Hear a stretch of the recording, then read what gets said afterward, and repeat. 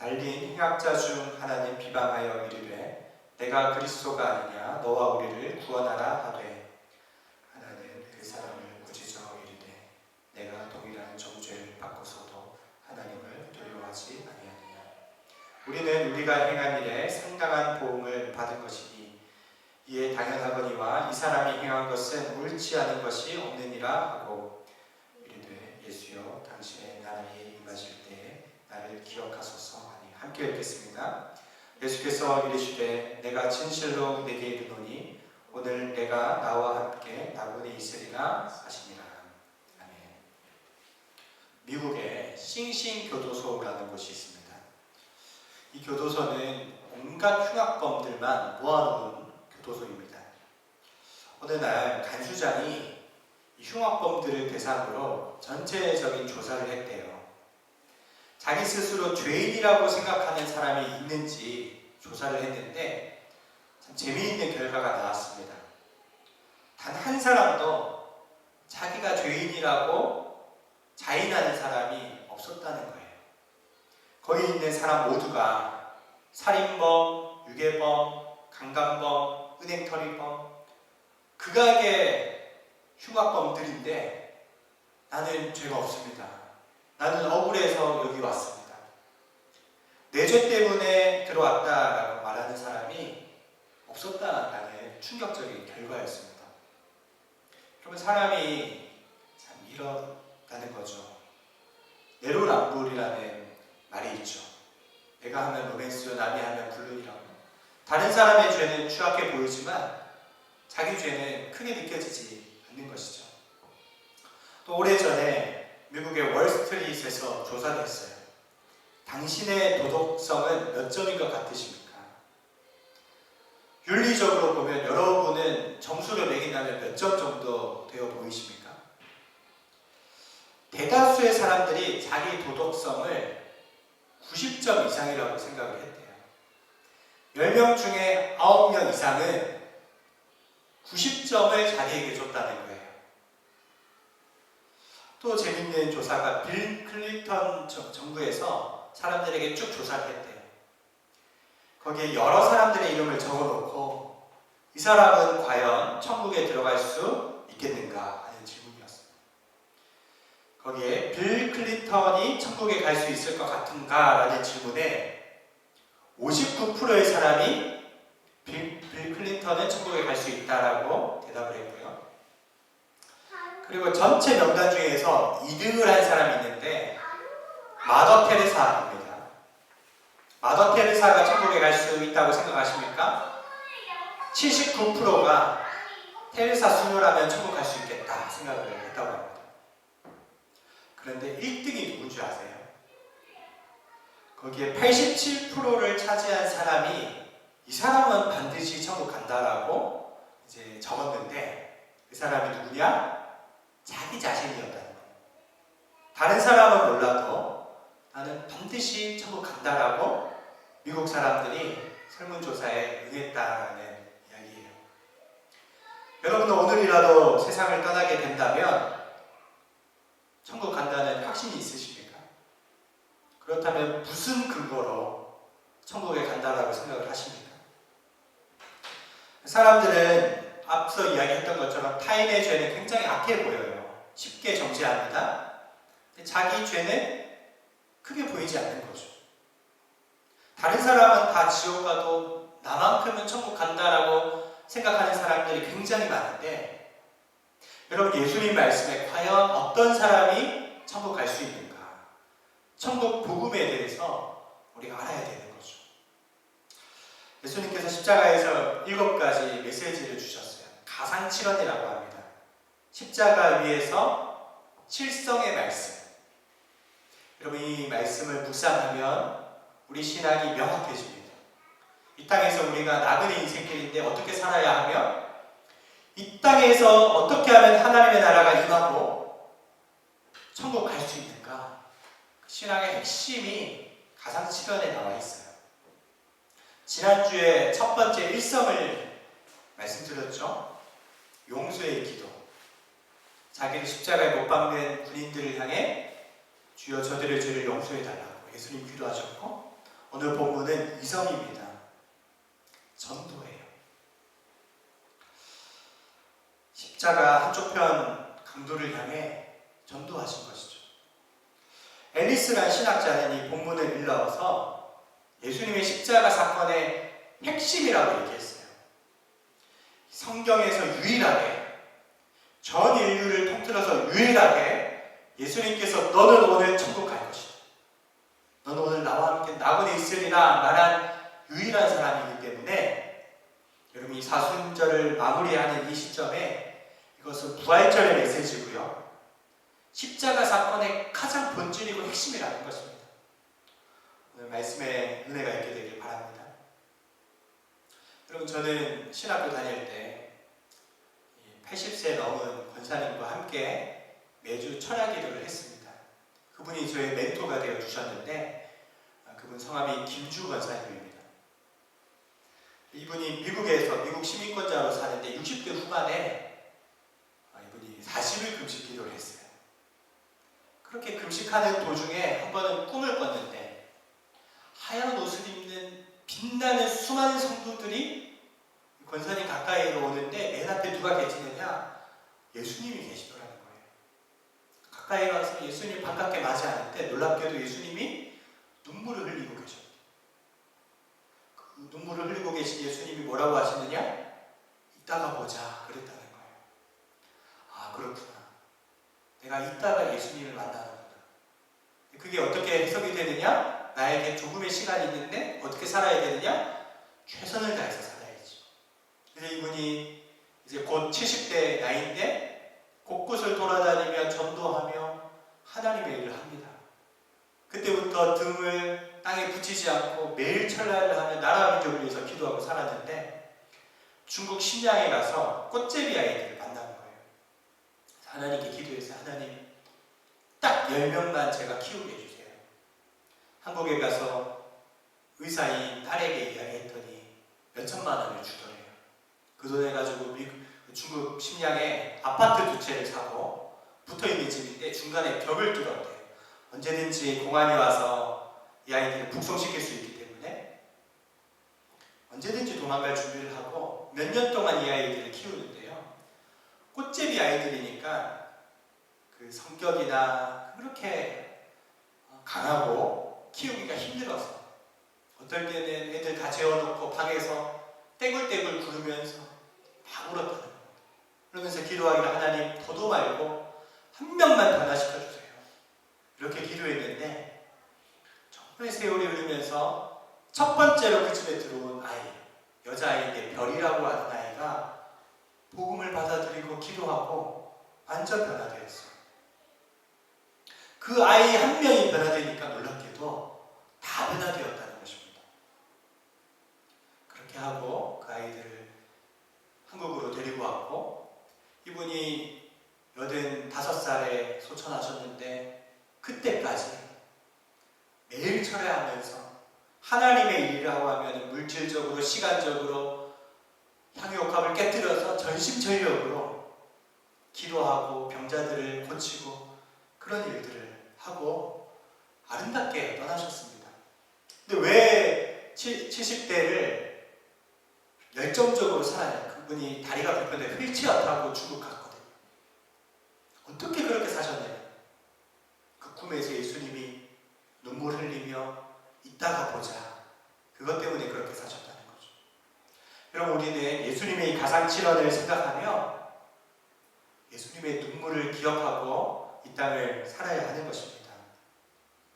자, 오늘 본문에는 버림받은 강도와 구원받은 강도가 나옵니다. 그 특징이 무엇인가? 우리 크게 두 가지를 살펴보기 원하는데요. 첫째, 버림받은 강도의 특징이 나와요. 39절과 40절 말씀을 본문을 읽겠습니다. 시작.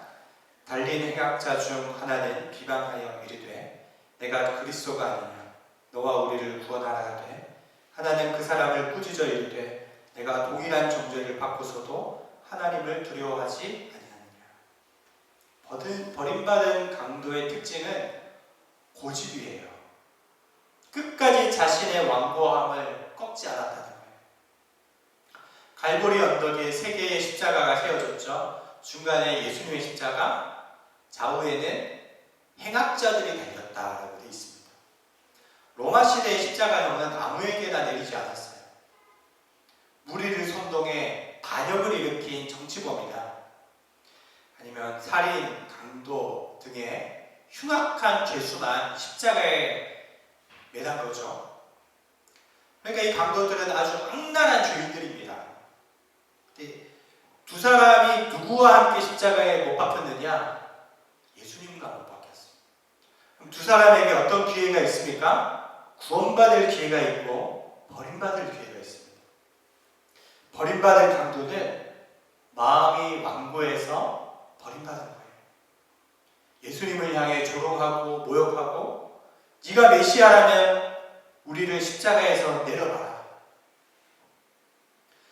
여러분, 마지막 순간에 우리 마음이 변화될까요? 평생 완고하게 산 사람은요, 마지막까지도 그 고집을 꺾지 않습니다. 언제 돌이켜야 하느냐? 지금 말씀을 깨달았을 때 우리 마음을 열어야 돼요. 저는 이제 목사이기 때문에 지난번에 섬겼던 교회가 100년 된 교회였죠. 장례식이 굉장히 많았습니다. 거의 매주 장례식이 있었어요. 장례식에 가보면 그 입구에 스크린으로 고인에 대해서 적어놨어요. 나이가 몇 살인지, 언제 소천하셨는지, 발인이 언제인지, 그 사진이 있고요. 거기 서서 늘 생각을 했어요. 나도 언젠가 저기에 내 사진이 들어가 있고 내 이름이 새겨지겠지. 참 재밌는 사실은 고인은요, 자기가 죽은 날짜를 몰라요. 세상 사람들은 다 아는데 이 세상 떠나가는 사람들은 내가 언제 갈지 모릅니다. 안개처럼 호흡이 끝나는 날이 올 텐데 주님 앞에 섰을 때 어떤 말을 들을까요? 주님 앞에 섰을 때 우리가 무슨 말을 할까요? 우리는 늘 그것을 생각하며 살아가야 됩니다. 예수님 말씀이에요. 마태복음 7장 22절 23절 우리 함께 읽겠습니다. 시작. 그날에 많은 사람이 나더러 이르되 주여 주여 우리가 주의 이름으로 선지자 노릇하며 주의 이름으로 귀신을 쫓아내며 주의 이름으로 많은 권능을 행하지 아니하였나이까 하리니 그때 내가 그들에게 밝히 말하되 내가 너희를 도무지 알지 못하니 불법을 행하는 자들아 내게서 떠나가라 하리니. 여러분, 이 땅에서 크리스천으로 살아요. 주여 주여 기도도 해요. 그런데 막상 주님 앞에 서서 주님 뭐라고 하시죠? 영어로 보면 I never knew you. 나는 너를 한 번도 안 적이 없어. 여러분, 구원받지 못한 강도가 이랬습니다. 죄사함 받을 기회가 있었지만 스스로 그 기회를 날려버린 거예요. 여러분, 지금 회개하고 돌이켜야 됩니다. 지금 변화받아야 할 것을 변화시켜야 됩니다. 예전 사전에, 영어 사전에 코닥스럽다라는 표현이 있어요. 예전에는 그 세계에서 가장 잘 나가는 필름이 코닥 필름이었어요. 카메라도 저희 집에 필름 카메라 코닥이 있는데 카메라도 최고였습니다. 세계 점유율 1위였죠. 어느 순간 소리 소문 없이 사라졌어요. 왜 그렇게 됐을까요? 코닥은 아날로그 필름 회사인데 디지털 카메라가 나옴에 따라서 파산된 것입니다. 아이러니하게도 세계 최초로 디지털 카메라 기술을 발명한 것이 코닥이었어요. 코닥 회사의 한 엔지니어가 디지털 카메라 기술을 발명해놓고 회사에 우리가 이것을 발전시켜야 됩니다. 앞으로 디지털 세상이 옵니다. 지금부터라도 시작하자고 했는데 임원진이 뭐라고 했을까요? 아니다. 우리가 필름 카메라 점유율 1위 아니냐. 이거 드러나면 우리 수축된다. 절대 안 된다 해서 그 엄청난 디지털 기술을 사장시켜 놓다가 나중에 소니나 파나소닉 같은 회사가 등장함으로 인해서 망해버린 거예요. 그래서 미국 사람들은 코닥스럽다라고 하는 것을 자기 고집 때문에 시대에 뒤처지는 그런 사람을 코닥스러운 사람이다 라고 이야기를 한다는 거죠. 여러분, 우리가 때로는 이 강도처럼 코닥스럽지 않습니까? 여러분, 내가 생각했던 것이 아니라면 즉시 돌이킬 수 있어야 됩니다. 그 길이 아니라면 회개는 무엇입니까? 다시는 그 길을 가지 않고 돌이켜서 뒤돌아보지 않는 것입니다. 한쪽 편 강도는 예수님을 거부했어요. 반면에 다른 강도는 예수님을 만나고 구원받았습니다. 두 번째 특징이 나오는데 우리 40절과 41절을 같이 한번 읽겠습니다. 시작. 하나는 그 사람을 꾸짖어 이르되 내가 동일한 정죄를 받고서도 하나님을 두려워하지 아니하느냐. 우리는 우리가 행한 일에 상당한 보응을 받는 것이니 이에 당연하거니와 이 사람이 행한 것은 옳지 않은 것이 없느니라 하고. 구원받은 강도의 특징, 예수님을 알았다는 것입니다.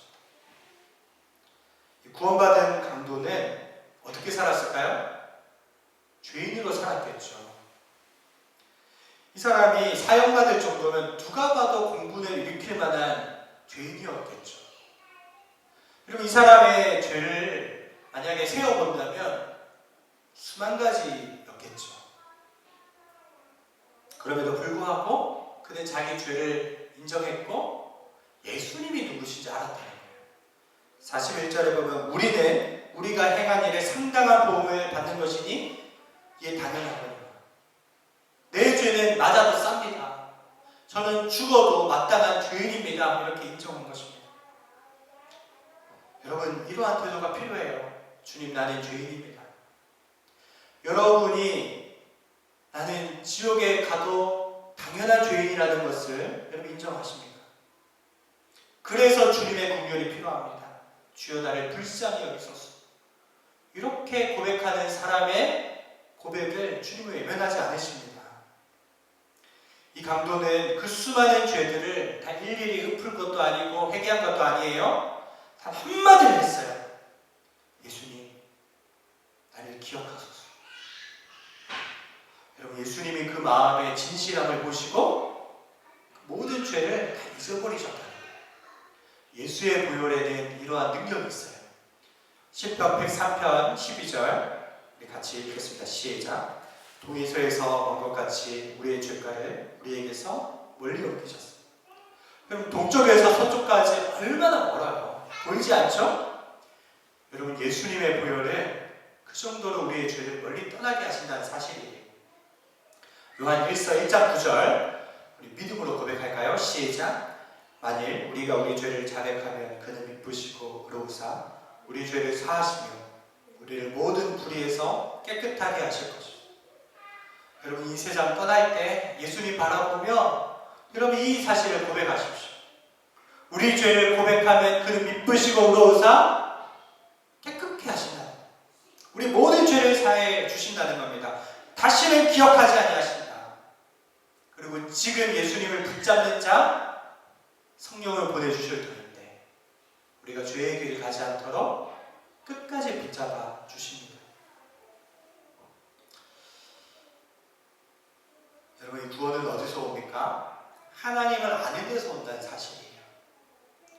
이 죄인은 자기의 죄인됨을 알았고 예수님이 구주셨다는 사실을 알았다는 거예요. 어떻게 알았을까요? 뭐 누구에게 들어서 알았을 수 있고 예수님의 얼굴을 보고 알았을 수도 있지만 알았다는 사실이에요. 요한복음 17장 3절 같이 읽겠습니다. 시작. 영생은 유일하신 참 하나님과 그가 보내신 자 예수 그리스도를 아는 것입니다. 구원받는 것은 하나님을 아는 데서 오고 예수님을 아는 데서 오는 거예요. 성경 66권은 예수님에 대해서 기록된 책이잖아요. 성경을 읽어갈수록 깊이 예수님을 알게 되는 것입니다. 여러분, 우리가 예수님 믿고 가장 큰 복이 무엇일까요? 바로 하나님을 알게 된 것입니다. 이것은 지적으로 아는 것이 아니라 관계로 아는 거예요. 양과 목자의 관계처럼 내가 주님을 알고 주님이 나를 아는 거예요. 요한복음 10장 27절 시작. 내 양은 내 음성을 들으며 나는 그들을 알며 그들은 나를 따르느니라. 아멘. 내가 누구를 굉장히 좋아하고 따르잖아요. 가까이 하고 싶어요. 어떻게 해야 되죠? 내가 먼저 적극적으로 가까이 나아가야 되고 전화해야 되고 대화해야 합니다. 그러면 그 사람과 친해지게 돼 있어요. 아무리 부부 사이라 해도 가족 관계라 해도 몸이 떨어져 있고 만나지 않으면 어색해지게 되는 겁니다. 혹시 우리 사이가 주님과 서먹서먹하지 않습니까? 그리고 하나님께 더욱더 가까이 가시기를 축원드립니다. 여러분이 죄인은 어떻게 구원받았다고요? 예수님을 알았고, 가장 중요한 대목입니다. 우리 42절, 본문 42절을 읽겠습니다. 시작. 이르되 예수여 당신의 나라에 임하실 때에 나를 기억하소서 하니. 여러분 예수님의 이름을 부르시길 바랍니다. 예수님께 요청하세요. 예수님 나를 불쌍히 여기시고 나를 잊지 마소서, 기억하소서. 여러분 우리 하나님의 마음은 참으로 약하세요. 그 부르짖는 자녀의 소리를 외면하지 아니하십니다. 반드시 응답하십니다. 엄상익 변호사가 올린 칼럼 내용을 좀 소개해드리고 설교를 마무리하고자 합니다.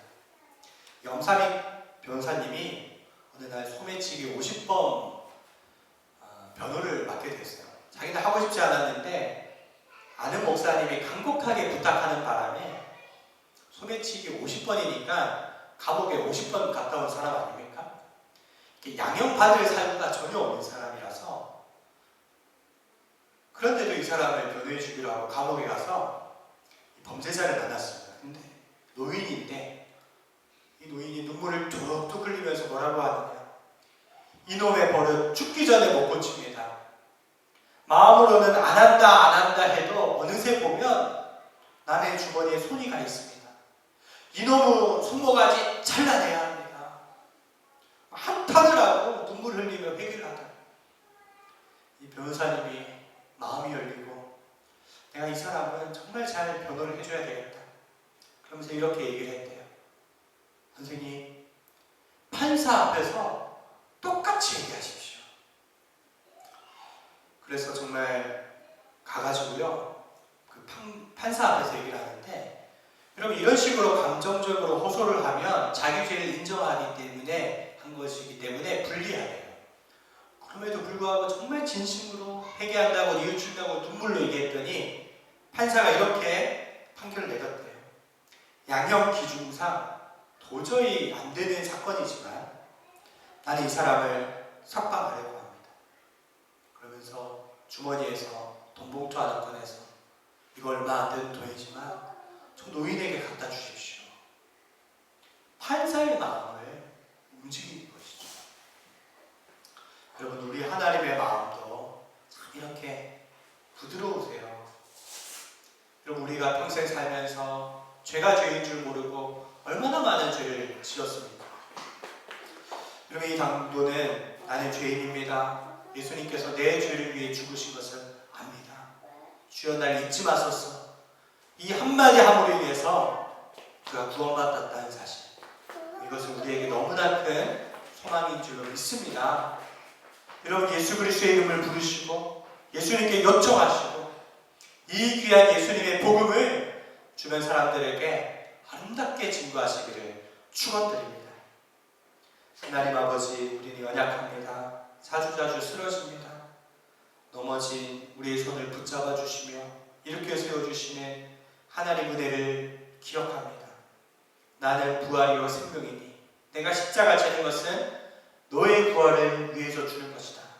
이 부활의 기쁨에 동참하라 말씀하신 주님, 오늘 우리 마음 가운데 이 생명과 부활의 능력이 샘솟게 하여 주시옵소서. 감사드리오며 예수님의 이름으로 기도드리옵나이다.